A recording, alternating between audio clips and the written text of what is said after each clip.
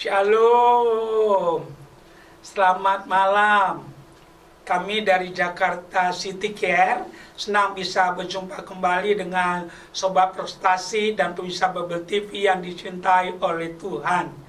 Setengah jam ke depan ini saya pelayan Tuhan Arasia Haan akan menemani Sobat Prestasi dan pemirsa Bible TV dalam mempelajari firman Tuhan, menggali firman Tuhan dengan tujuan agar kita hidup sesuai dengan firman Tuhan. Sebelum kita melangkah lebih jauh, kita berdoa sejenak. Bagi Tuhan segala kepujian, kemuliaan, dan kejayaan. Minta berkat Tuhan sepanjang siaran malam hari ini. Dimanapun suara kami didengar, biar malam ini jadi malam berkat. Permuliakan nama-Mu Tuhan, dari awal sampai pada tamatnya. Dalam nama Yesus, haleluya, amin. Sobat Prestasi dan pemirsa Bible TV yang dicintai Tuhan, apa kabar? Senang bisa berjumpa malam ini dalam acara Dia Buka Jalan Saat Tiada Jalan. Kalau kita punya Alkitab, mari kita ambil Alkitab kita. Kita siapkan juga catatan kita. Kami tidak jemu-jemu mendorong dari studio ini. Setiap kali kita dengar firman Tuhan, mari kita belajar untuk mencatatnya. Dengan tujuan agar kita lebih mudah dapat mengulanginya. Kami meyakini kebiasaan kita adalah masa depan kita. Tema firman Tuhan yang akan kami sampaikan malam ini adalah kasih dan pengampunan. Maksud tujuan kita menyampaikan tema malam ini adalah agar setiap kita mengenal Yesus lebih dalam.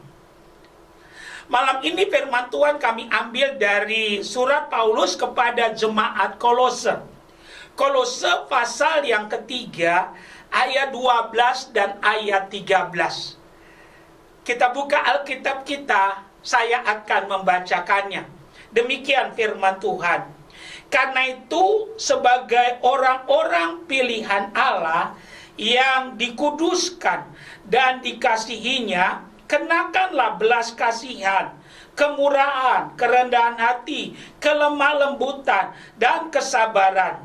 Sabarlah kamu seorang terhadap yang lain, dan ampunilah seorang akan yang lain. Apabila yang seorang menaruh dendam terhadap yang lain, sama seperti Tuhan telah mengampuni kamu, kamu perbuat jugalah demikian.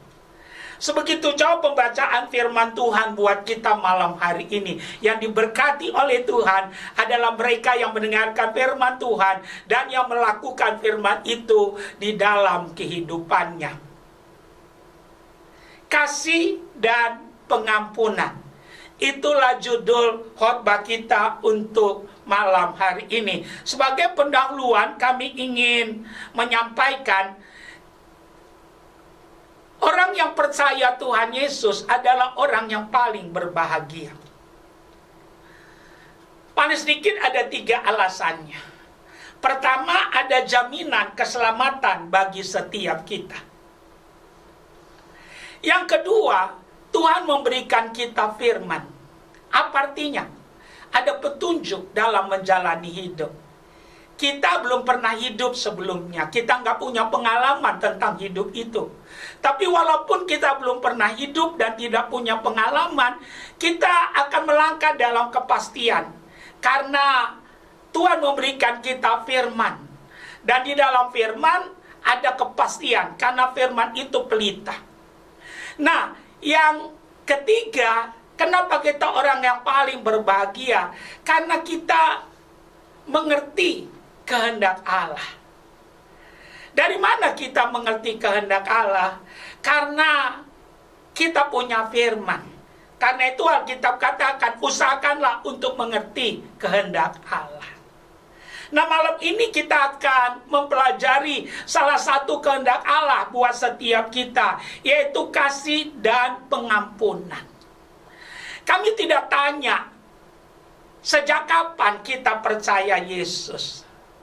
Kami tidak bertanya, sejak kapan engkau dibaptis? Tapi yang kami mau tanya buat kita, sudahkah kita hidup dalam kasih dan pengampunan? Kenapa kami mau tanyakan ini?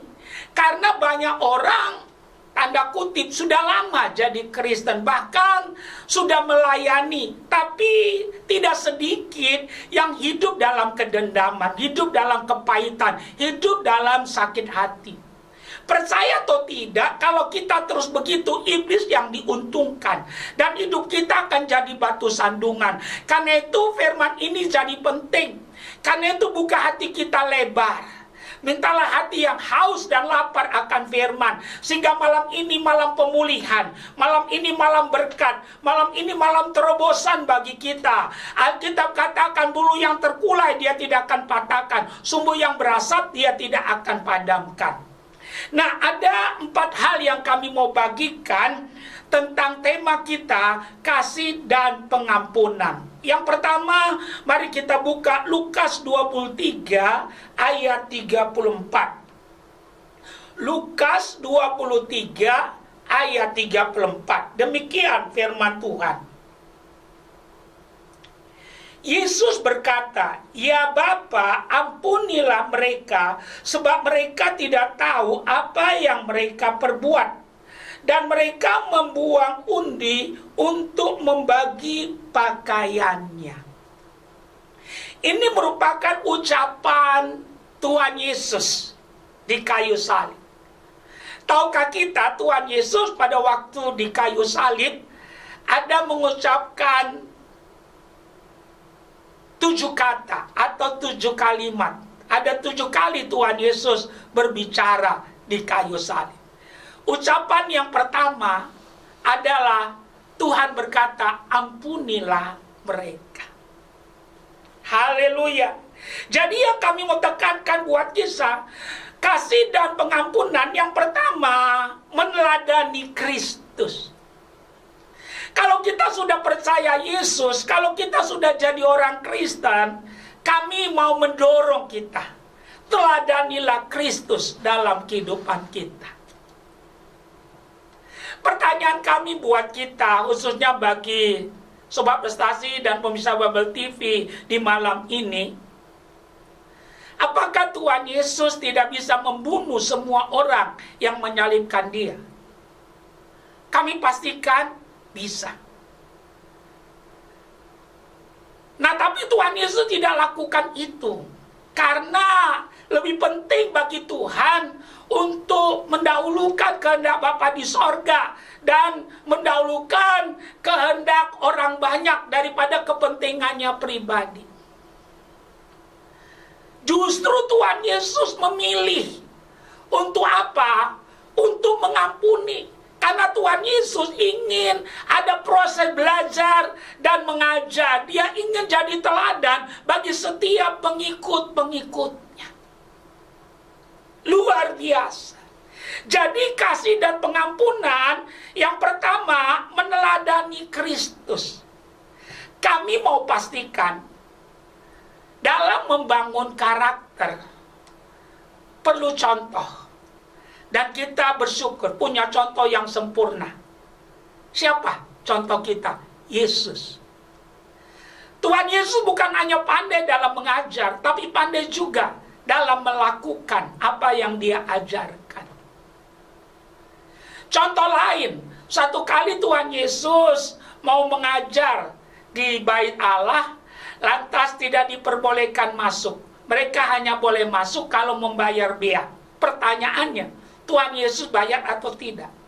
Tuhan Yesus bayar. Tuhan Yesus berkata pada Petrus, "Petrus, pergi pancing ikan." Ikan pertama bukan mulutnya, di dalamnya ada uang. Yang saya suka, Tuhan Yesus berkata, "Bayarlah untuk kamu dan untukku juga." Jadi Tuhan Yesus bukan hanya pandai mengajar, Karena itu kami mau katakan, kalau engkau sudah percaya pada Tuhan Yesus, teladanilah Tuhan Yesus dalam seluruh aspek. Engkau tidak akan pernah kecewa. Justru karakter kita akan terbentuk. Dan saudara dan saya akan melihat hari lepas hari kemuliaan Tuhan akan semakin tampak dalam kehidupan kita. Jadi kasih dan pengampunan, yang pertama, teladani Kristus. Kalau itu yang kita lakukan, nama Tuhan dipermuliakan. Jadi kami pastikan, bukan soal sudah berapa lama kita jadi Kristen, tapi yang paling penting sejauh mana kita sudah melakukan firman. Kalau betul kita sudah jadi pelaku firman, saudara dan saya akan menjadi kesaksian. Dan Yesus akan ditinggikan. Dan kalau Yesus ditinggikan, dia akan menarik orang datang kepadanya.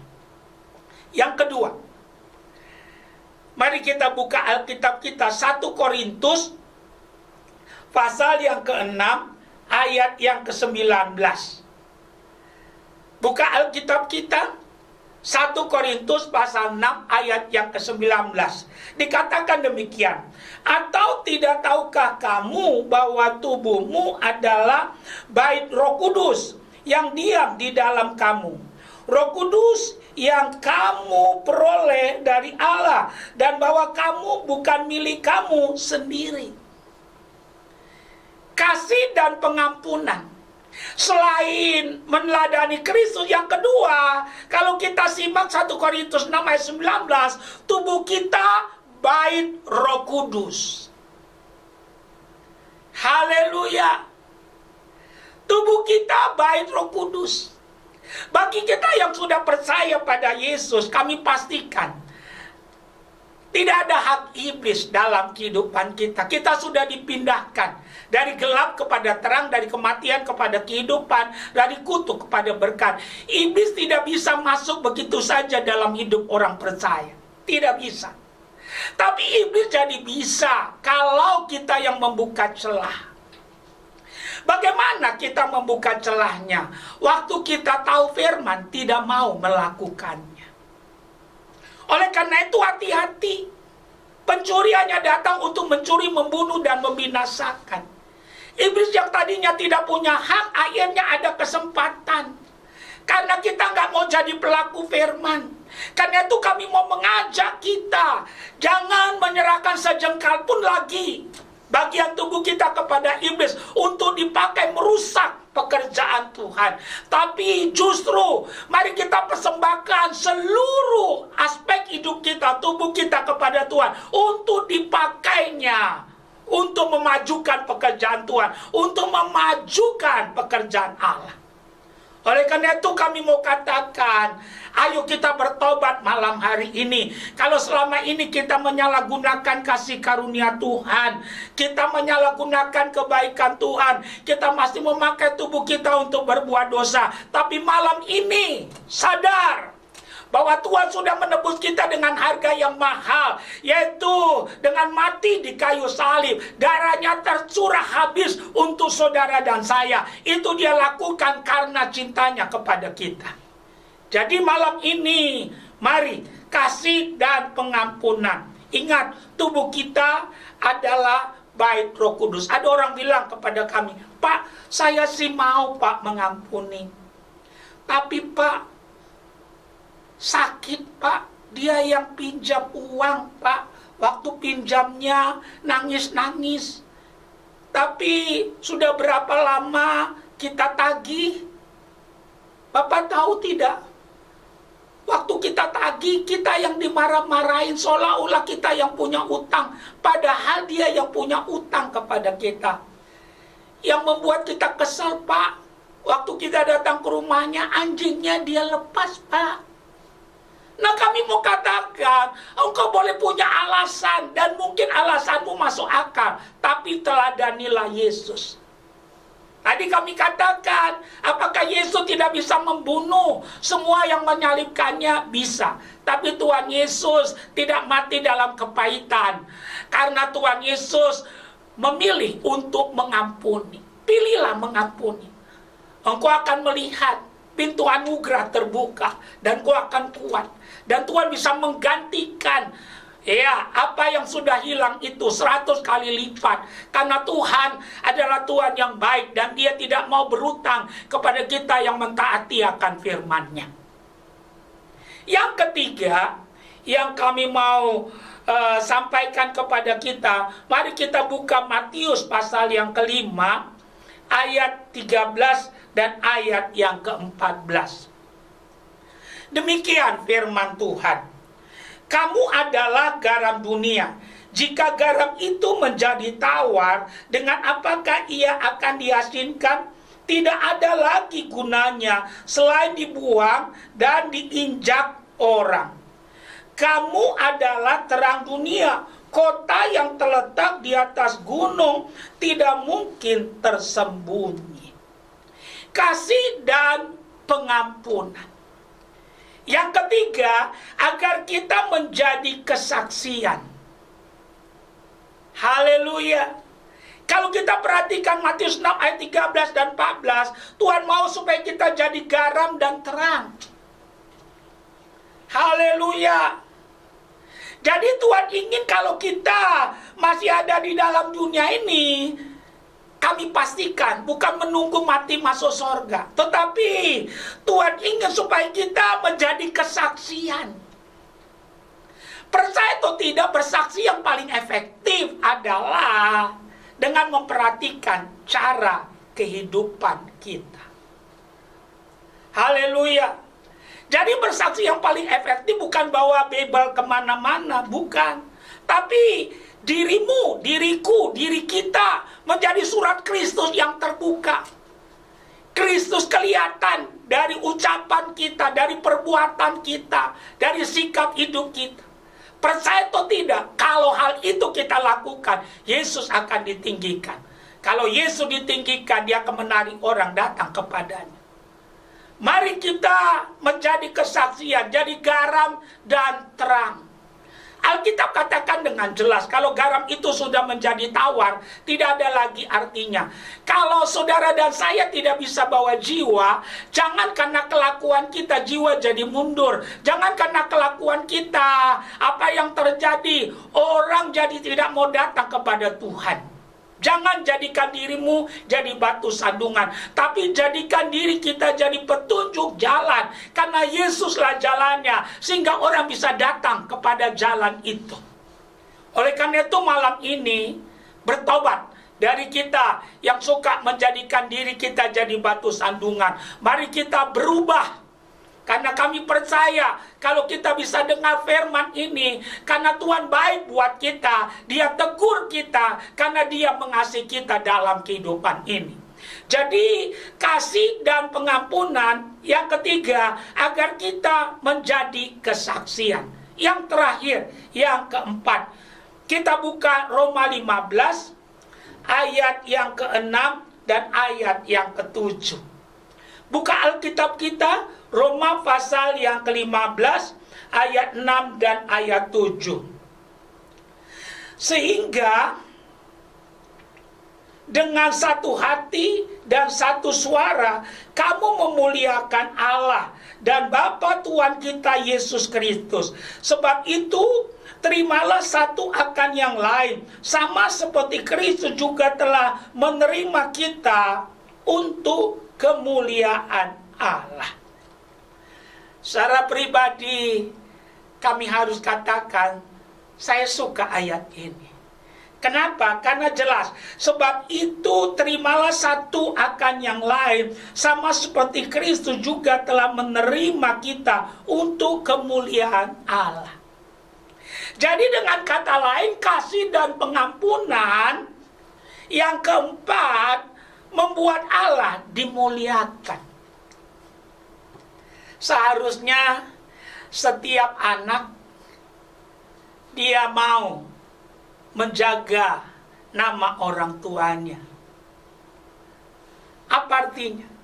Kalau kita orang percaya, seharusnya sadar atau tidak, setiap kita seharusnya tidak mempermalukan nama Tuhan, tapi mempermuliakan akan nama Tuhan.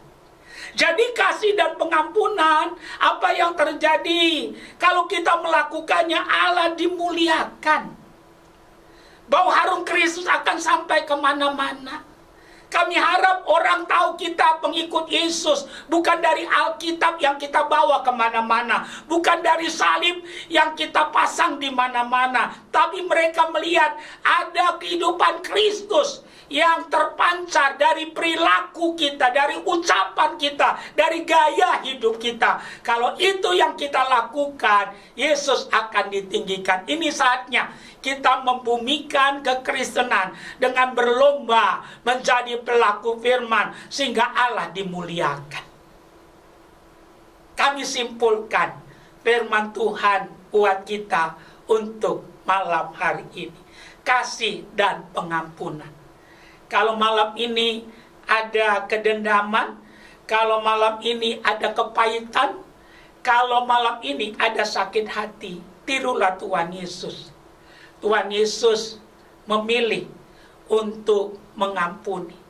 Kalau kita mau demikian, kekristenan kita akan berdampak.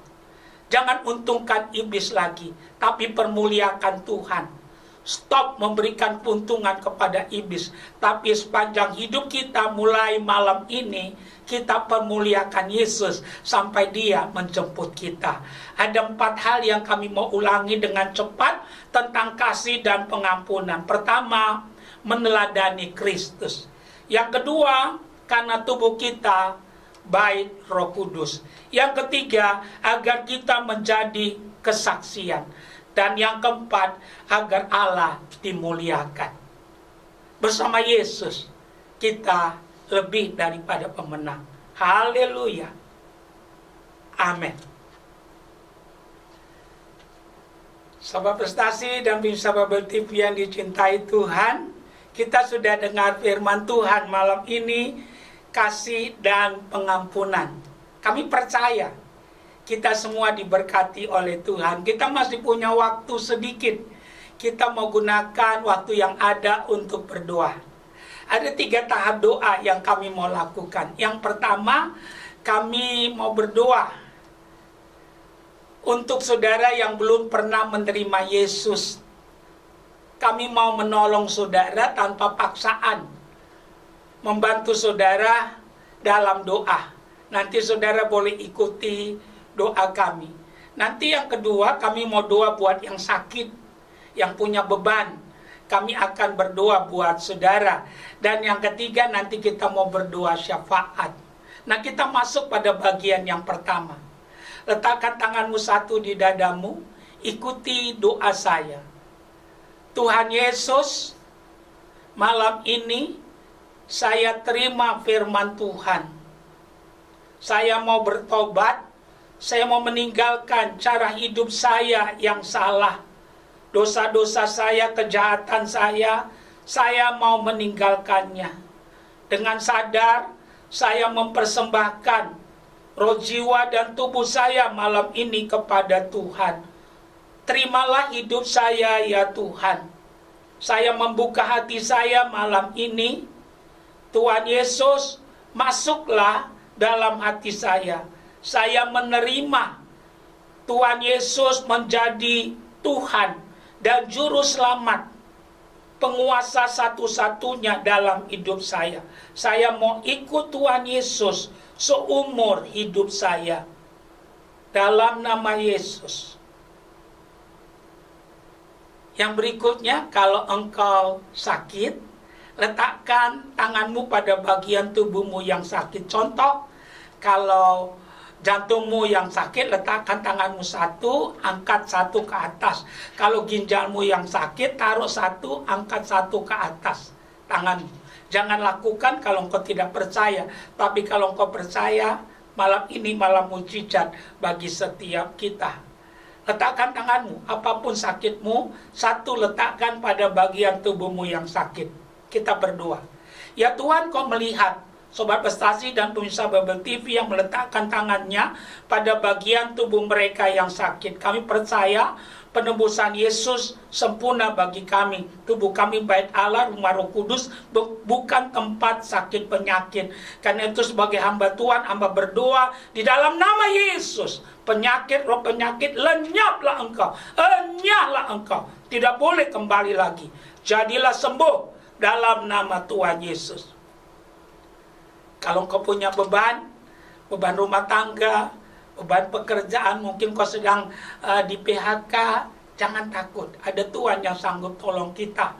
Beban apa saja, Yesus berkata, marilah kepadaku kamu yang letih lesu dan berbeban berat. Tuhan berjanji akan memberikan kelegaan. Taruh kedua belah tanganmu di dadamu.